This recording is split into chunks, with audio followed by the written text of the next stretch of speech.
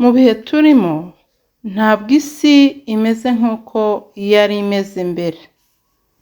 Turabona ibintu binyuranye uyu munsi, turabona ibyago, amakuba, intambara, urwango, inzara, gukonja k'urukundo ndetse n'ibindi.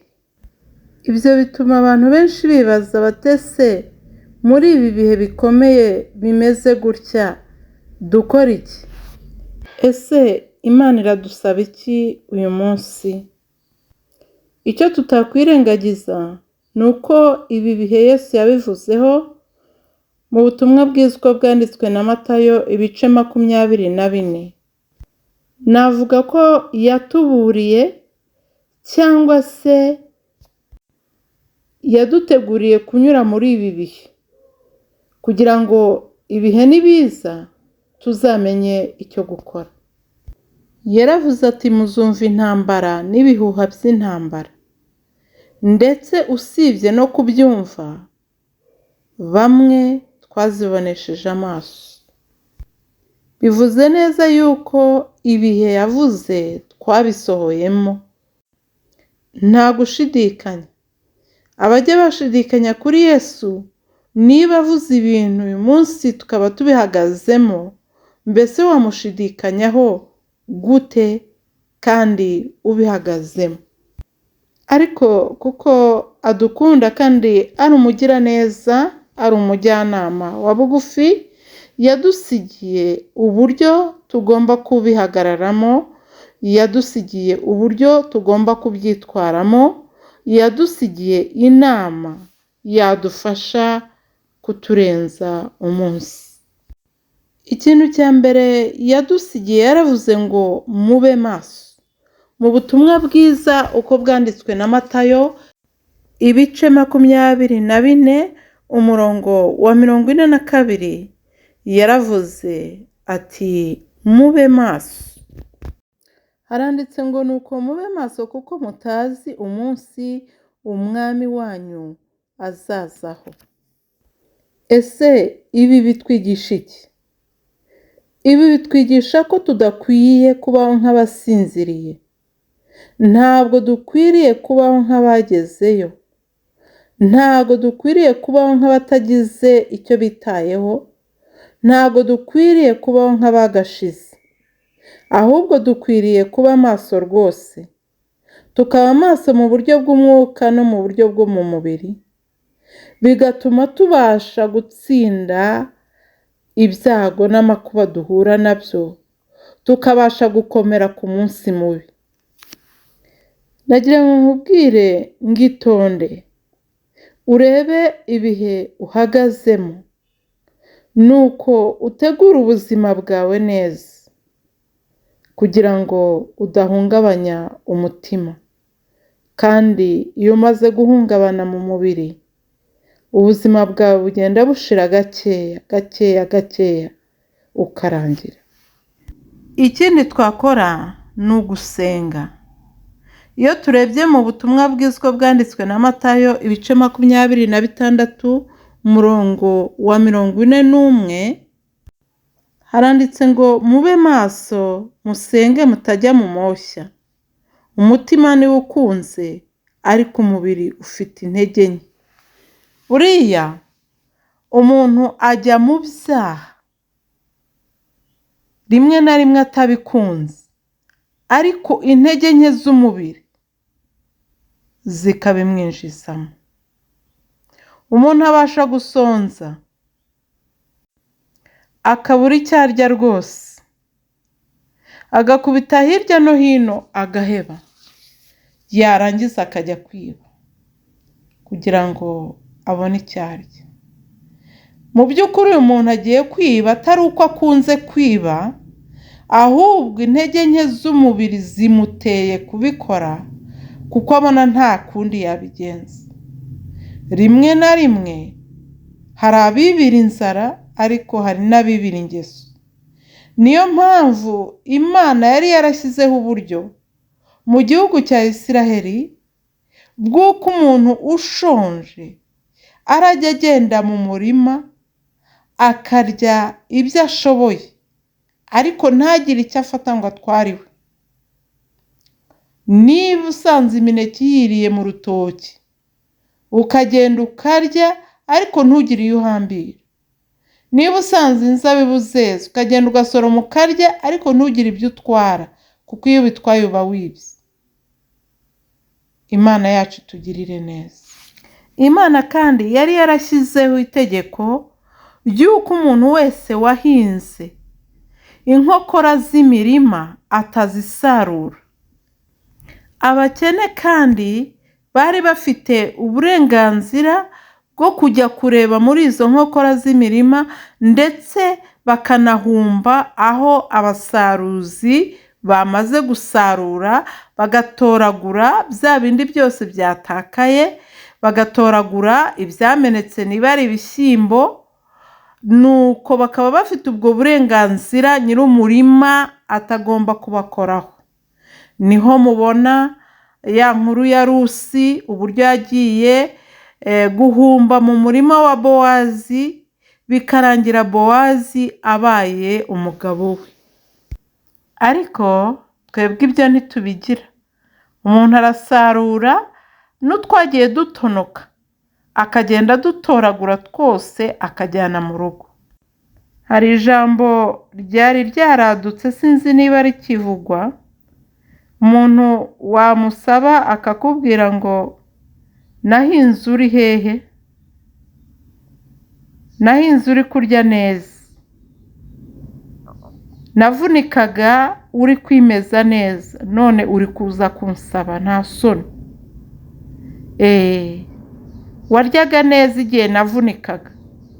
Ariko koko rimwe na rimwe ukabona abantu, harimo abantu birirwa barera amaboko, akaba atavuga ati reka njye gukora akantu runaka, ariko yabona hari ikintu wabonye akavuga ati ndaje kugusaba, ariko ukaba utamubwira uti ntoragurira n'iri buye urinshyirire hariya. Oya, akumva ko ibyo ari uguhabwa gusa, ubundi akarera amaboko, nta kintu kigomba kumukomplika mu isi. Ariko uko siko bigomba kumera. Ukumva umuntu aravuze ngo aka kazi karaciriritse ngewe sinagakora. Ati se ubu ntabwo wagena ngo ukore n'ikiyedera? Ati reka ngewe ntabwo nakwirirwa nitera ibyondo kuriya. Ariko yajya kugukomplika akakubwira ko ntacyo umumariye, wowe wirirwa witaba amaguru, cyangwa se wowe wirirwa wahangayitse, ibyuya byakurenze,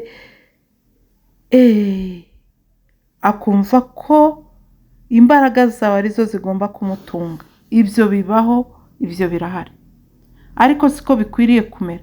Sibyo Yesu yasize atubwiye.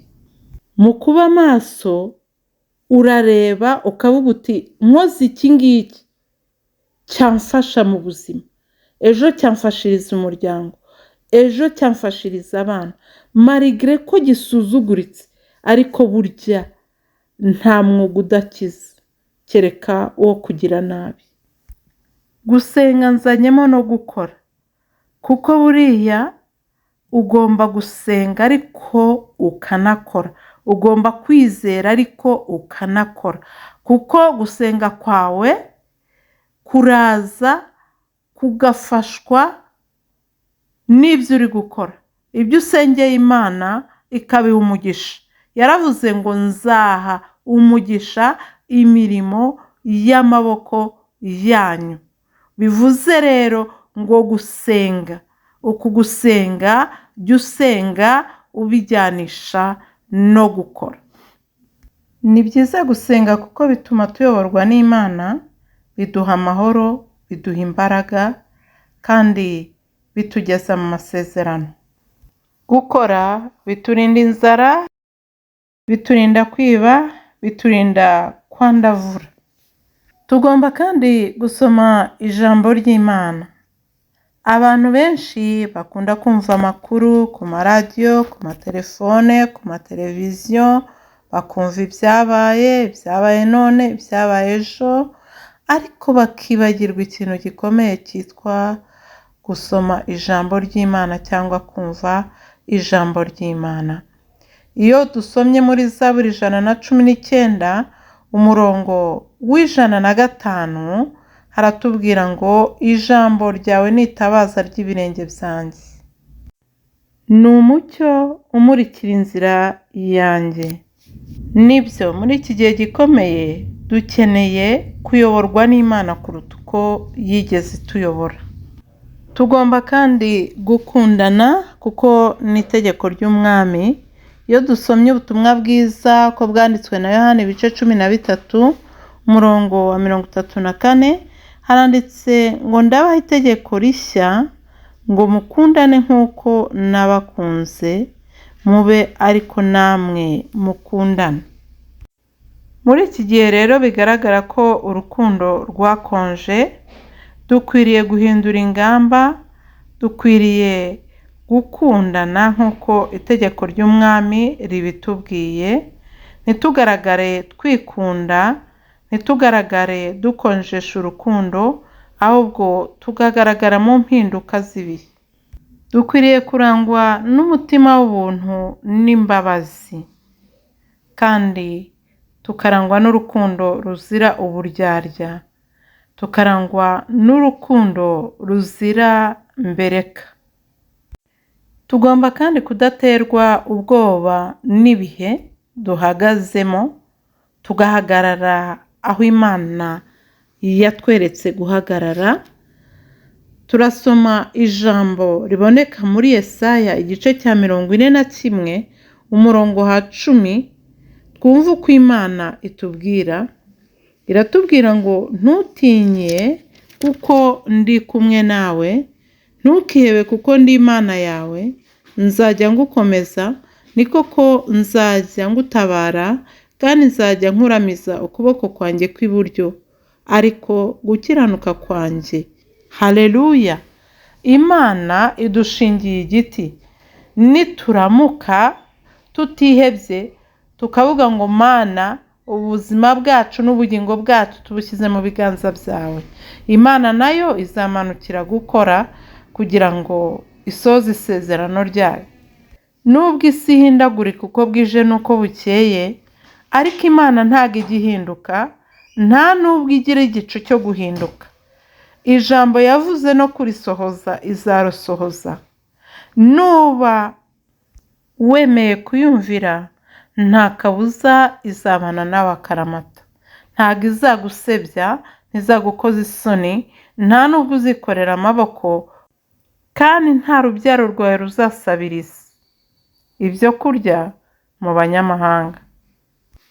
Bibiliya ntago yadusigiye ubwoba, ahubwo yadusigiye inzira yo kubusohokamo no kuburwanya. Muri ibi bihe bikomeye, senga, kora imirimo yawe wiringiye Imana. Kunda abantu Imana yaremye, kunda gusoma ijambo ry'Imana. Ariko hari ikibazo nakwibariza, ese uyu munsi waruhagaze ute? Ufashe uwuhe mwanzuro? Imana igushyigikire niba ufashe umwanzuro wo kwinjira mu nama z'Imana n'imyanzuro yayo. Murakoze kubana natwe. Imana ibahe umugisha.